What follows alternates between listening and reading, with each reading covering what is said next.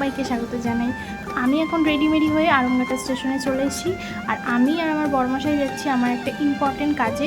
তো চলো আমরা এখন এই যে দুজনে তো ট্রেনে উঠে পড়েছি, আর একটু ছোলা মাখাও নিয়ে নিয়েছি। তো এখন আমি খেতে পৌঁছে যাবো আমার গন্তব্যস্থলে।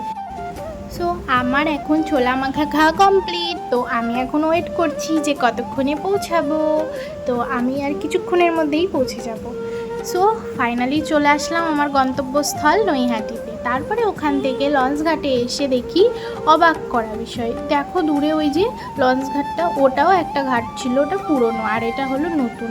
সত্যি সব কিছুই পরিবর্তন হচ্ছে, আর এটাও পরিবর্তন করে দিল অবশেষে। সব কিছুই নতুন নতুন আপডেট হচ্ছে না এই দুনিয়াতে।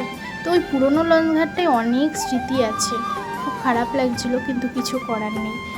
তো যাই হোক, সময়ের সাথে সাথে সব কিছুই চেঞ্জ হয়। তারপরে ওখান থেকে আমরা একটা টোটো ধরে নিলাম, আর একটা দোকানে দাঁড়িয়ে কিছু চকলেটস মিষ্টি এগুলো নিয়ে নিয়েছিলাম।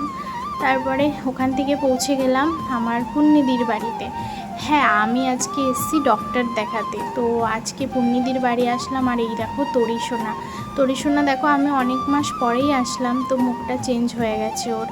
তো তোমরা আগের ভিডিওতেও গিয়ে দেখতে পারো। আসলে বাচ্চা কাচ্চারা একটু বড় হতে হতে মুখ চেঞ্জ হয়ে যায়। তো যাই হোক, তারপরে দেখো আমি পুণ্যিদি আমার বড়মশাই তো বেরিয়ে গেছি ডক্টর দেখানোর উদ্দেশ্যে। তারপরে ওখান থেকে তো আমরা ডাক্তার দেখিয়ে চলে আসলাম শোভাদির বাড়িতে। আর শোভাদির বাড়িতেই আজকে আমরা রাতটুকু থাকবো, কারণ অনেকটাই রাত হয়ে গেছে। আর মাঝখানে আমরা কিন্তু মাসির বাড়ি গেছিলাম, মাসির শরীরটা খুবই খারাপ ছিল, তো মাসির আর ভিডিওতে আনিনি। তো যাই হোক, তো এখন এই যে খাওয়া দাওয়া করবো, একটু সবার সাথে আড্ডা মারবো, ব্যাস ঘুমিয়ে পড়বো, আর ভোর হতেই বেরিয়ে পড়বো। তো আমি এখন এই যে সকাল হয়ে গেছে, এখন বেরিয়েও পড়েছি। টাটা সবাইকে।